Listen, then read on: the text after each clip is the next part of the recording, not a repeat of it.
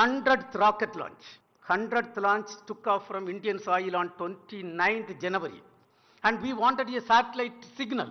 That signal was given by USA from ATS-6 satellite. భారత అంతరిక్ష పరిశోధన సంస్థ ఇస్రో కీలక ముందడుగు వేసేందుకు సన్నాహాలు చేస్తోంది.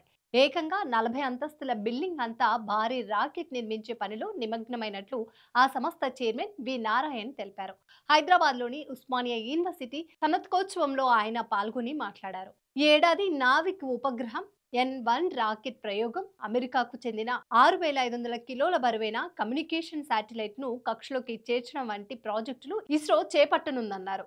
అబ్దుల్ కలాంజీ తయారు చేసిన రాకెట్ 17 టన్నుల లిఫ్ట్ ఆఫ్ బరువుతో 35 కిలోల ఉపగ్రహాన్ని దిగువ భూకక్షకు చేర్చిందని, కానీ నేడు 75,000 కిలోల బరువైన పేలోడ్ ను దిగువ భూకక్షకు చేర్చడంపై పనిచేస్తున్నామన్నారు.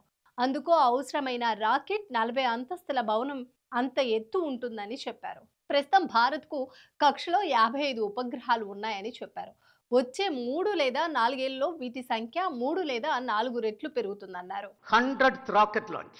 100th launch took off from Indian soil on 29th January. And we wanted a satellite signal. That signal was given by USA from ATS-6 satellite. A 6,500 kg communication satellite built by USA is going to be launched by Indian launcher on commercial basis. Today that number has gone to close to 80%. This is in that area the Osmania University also has really contributed significantly. Let me salute the Osmania University, all members for your contribution. Osmania యూనివర్సిటీలో జరిగిన సనతకోత్సవంలో నారాయణ్కు గౌరవ doctorate అందజేశారు. భారత అంతరిక్ష కార్యక్రమానికి ఆయన చేసిన సేవలకు గాను ఈ పురస్కారం లభించింది. రాష్ట్ర గవర్నర్ జిష్ణుదేవ్ వర్మ చేతుల మీదుగా దీన్ని అందుకున్నారు.